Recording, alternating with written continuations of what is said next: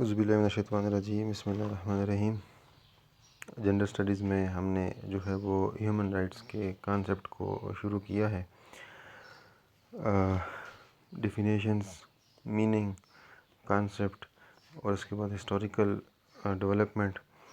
आज जो है वो थोड़ी सी मॉडर्न ह्यूमन राइट्स के हवाले से बात करते हैं और उसके साथ तीन इसके जो प्रिंसिपल्स हैं, उसको ह्यूमन राइट्स के जो प्रिंसिपल हैं उनको देखकर, और फिर हमारे कोर्स कंटेंट में जो हमारे पास कलेक्टिव राइट्स हैं, एथनिक माइनॉरिटी राइट्स क्या होते हैं, फंडामेंटल राइट्स क्या होते हैं और प्रॉपर्टी राइट्स क्या होते हैं, इन पर जो है वो नज़र डालेंगे। तो ये हमारा जो टॉपिक है, ये हमारा जो कंटेंट है, ये आज जो है ये कंप्लीट हो जाएगा इंशाल्लाह। तो मॉडर्न ह्यूमन राइट्स की बात की जाए तो मॉडर्न ह्यूमन राइट्स की का जो ट्रेस है वो 10 दिसंबर 1948 को United Nations declaration of human rights को जब अडॉप्ट किया है, यहाँ से हमारे पास जो है वो ह्यूमन राइट्स का जो मॉडर्न कैरेक्टर है वो स्टार्ट हो जाता है। और इसके बाद हमारे पास जो है वो फिर 1950s और 60s में जो है वो डिफरेंट मूवमेंट्स जो है वो इस ह्यूमन राइट्स की डिक्लेरेशन को बेस बनाकर जो है वो वजूद में आती हैं, और जिसमें हमारे पास हमारी फेमिनिज़म की मूवमेंट, जेंडर इक्वालिटी की मूवमेंट, इक्वल राइट्स की मूवमेंट, ये तमाम मूवमेंट्स जो है यहाँ से चलती हैं। तो human rights is one of such rights which has been conferred to individuals by the states in the modern international law. The modern perspective to human rights is reflected in the Vienna Declaration adopted by the World Conference on Human Rights in June 1993. तो 1948 के बाद recently एक और हमारे पास जो है वो Vienna declaration है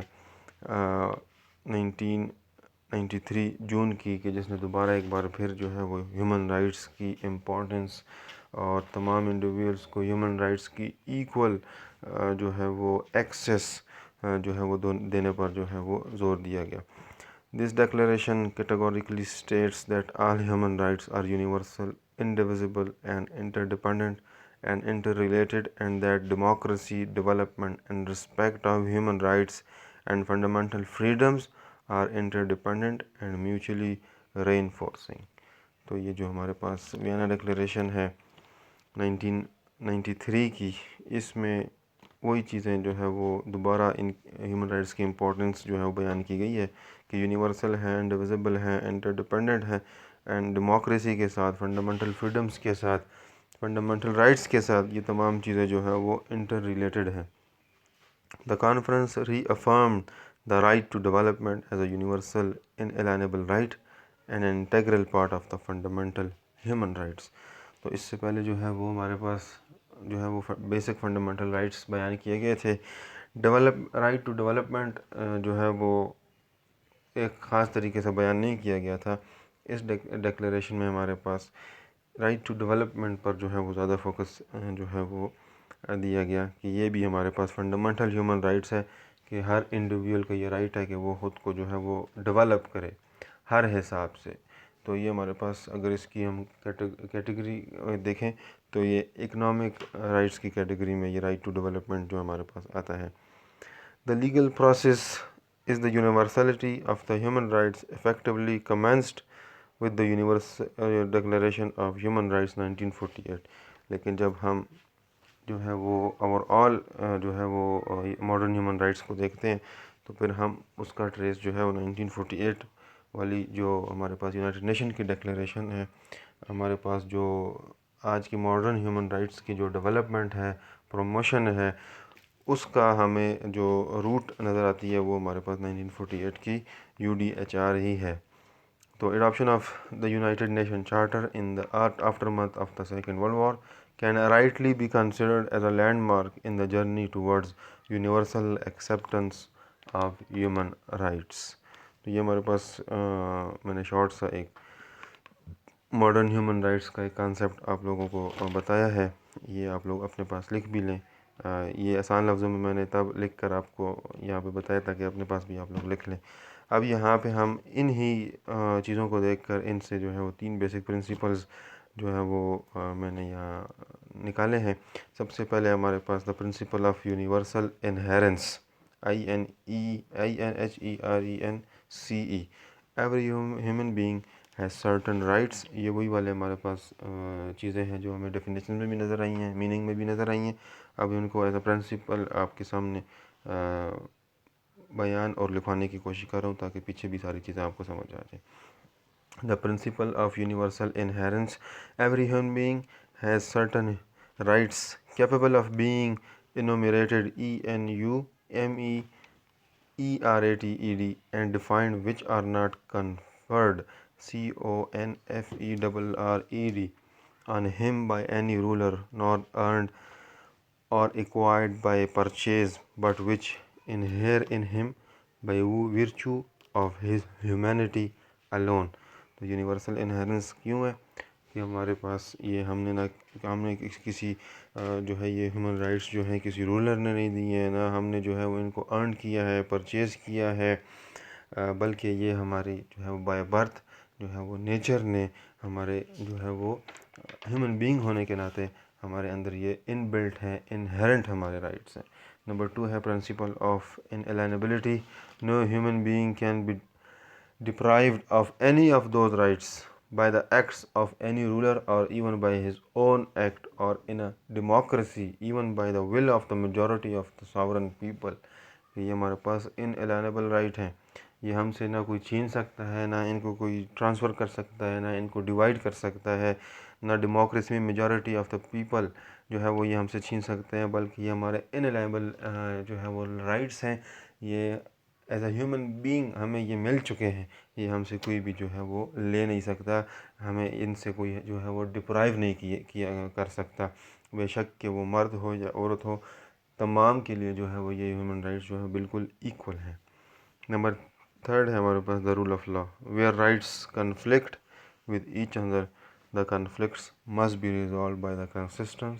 independent and impartial applications of laws. तो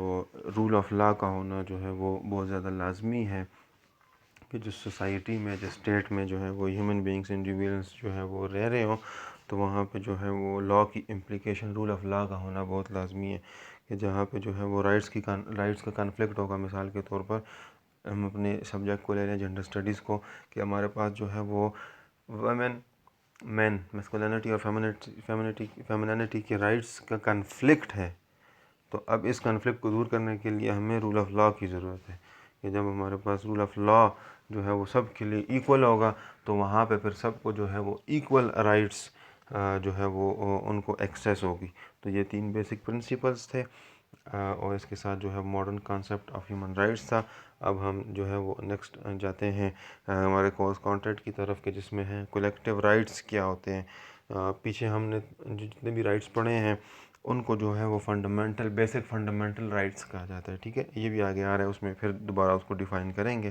तो पहले है यहाँ पे हमारे पास कलेक्टिव राइट्स। तो सबसे पहले इस लफ्ज़ से ही ज़ाहिर है कि कलेक्टिव राइट्स, तो जैसे कि हमने फेमिनिज़म की मूवमेंट को पढ़ा है, जेंडर स्टडीज़ को पढ़ा है, वुमेन स्टडीज़ को पढ़ रहे हैं, तो ये हमारे पास जो मूवमेंट्स होती हैं ये हमारे पास क्या होती हैं, ये कलेक्टिव राइट्स की बात करती हैं। तो एक है हमारे पास इंडिविजुअल राइट्स, एक है हमारे पास कलेक्टिव राइट्स। तो जब हम इंडिविजुअल राइट की बात करते हैं तो उसमें फिर हमारे पास वो बेसिक फंडामेंटल राइट्स आ जाते हैं कि हर इंडिविजुअल का अपना जो है वो बेसिक फंडामेंटल राइट है। लेकिन जब हम कलेक्टिव राइट्स की बात करते हैं तो फिर वहाँ पे जो है वो एक इंडिविजुअल की बात नहीं आती, बहुत सारे इंडिविजुअल्स की बात आ जाती है, एक ग्रुप ऑफ पीपल की बात आ जाती है, एक ग्रुप ऑफ पीपल के राइट्स की बात आ जाती है। जैसे हमारे पास फेमिनिज़म मूवमेंट में, फेमिनिज़म जो कैंपेन है, इसमें हमारे पास जो है वो वुमेन्स के राइट्स की कलेक्टिव बात हमारे पास सामने आ रही है। Collective rights are also known as group rights, are rights held by a group of a group rather than by its members severally. In contrast, individual rights are rights held by individual rights, even if they are differentiated, which most rights are. They remain individual rights if the rights holders are the individuals themselves. तो collective rights को जो है वो अगर देखें तो individual rights की violation और इंडिविजुअल्स की प्रोटेक्शन फराहम करने के लिए जो है वो इस्तेमाल किया गया है इसको, और बहुत सारे इंडिविजुअल्स के राइट्स की प्रोटेक्शन के लिए जो है वो फिर कलेक्टिव राइट्स की जो है वो बात की जाती है कि जब हमारे पास जो है वो बहुत सारे इंडिविजुअल्स के राइट्स की वायलेशन होती है, बहुत सारे ग्रुप ऑफ इंडिविजुअल्स के राइट्स जो है वो वायलेट होते हैं, तो वहाँ पर हमारे पास फिर कलेक्टिव राइट्स की जो है वो बात की जाती है, कलेक्टिव राइट्स की जो है वो मूवमेंट जो है वो चलाई जाती है। तो या इसमें हमारे पास इंडिविजुअल राइट नहीं आएंगे, तो कि अगर इंडिविजुअल राइट्स जो है वो ग्रुप्स के हवाले से डिफरेंशिएट भी हों, लेकिन हमारे पास हम कलेक्टिव राइट्स की बात तब करेंगे कि जब हमारे पास एक specific group of individuals of society जो है वो डिप्राइव हो रहा हो और उनको जो है वो राइट्स प्रोवाइड करने होंगे, तो वो हम उनको फिर जो है वो कलेक्टिव राइट्स के ज़रिए जो है वो उनको देखा जाएगा। इसके बाद हमारे पास जो है वो प्रॉपर्टी राइट्स हैं। प्रॉपर्टी राइट्स तो ये उसी में इकोनॉमिक राइट्स में आते हैं। राइट टू प्रॉपर्टी के तमाम इंडिविजुअल्स जो हैं वो फ्री हैं कि वो कहीं भी जो है वो अपनी स्टेट में जो है वो प्रॉपर्टी ओन कर सकते हैं,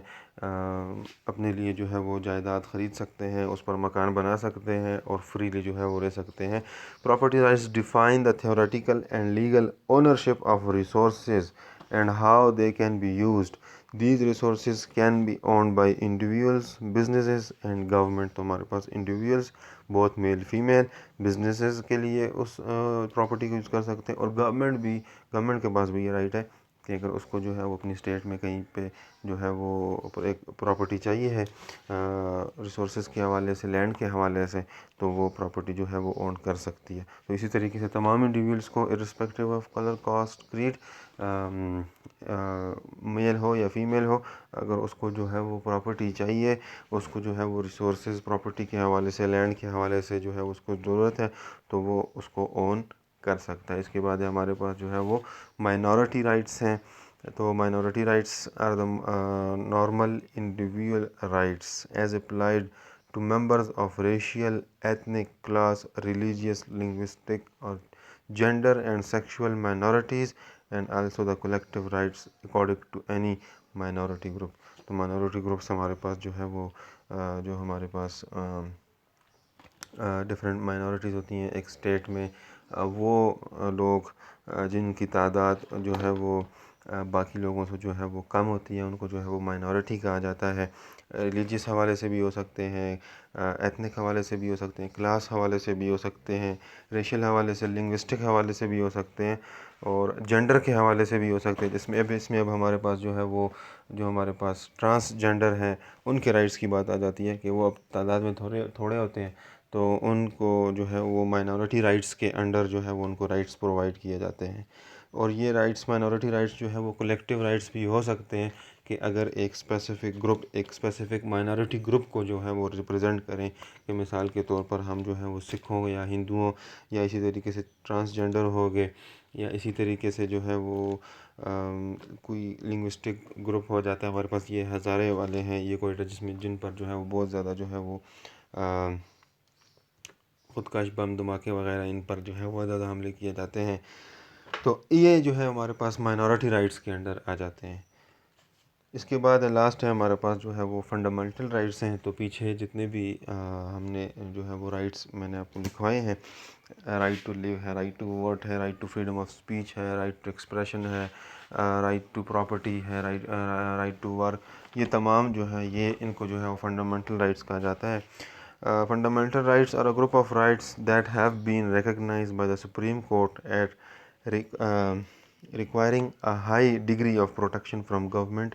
इंक्रोचमेंट। कि ये हमारे पास जितने भी राइट हैं, फंडामेंटल जो राइट्स हैं, ये मैंने उसमें भी आपको कहा था कि स्टेट के कॉन्स्टिट्यूशन में ये लिखे होते हैं और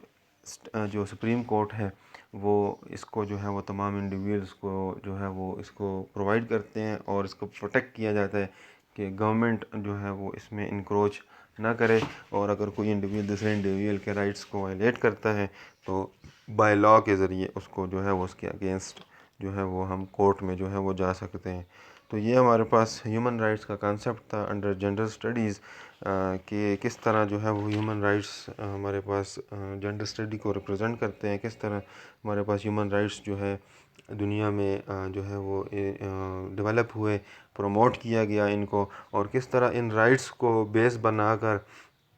जो है मूवमेंट्स चलाई जाती हैं और फिर उन मूवमेंट्स में एक जो है वो हमारी जो है फेमिनिज़म की मूवमेंट है और जेंडर स्टडीज़ की इक्वालिटी की बात की जाती है। तो मैंने पहले भी कहा कि ये तमाम चीज़ें जो है हमें जो है वो जो जेंडर स्टडीज़ का आज सब्जेक्ट है और फेमिनिज़म की थ्योरीज़ हैं, तमाम का जो बेस है वो यही ह्यूमन राइट्स है। तो मैं उम्मीद करता हूँ आप लोगों को ये राइट्स की भी जो है वो सही समझ आ गई होगी।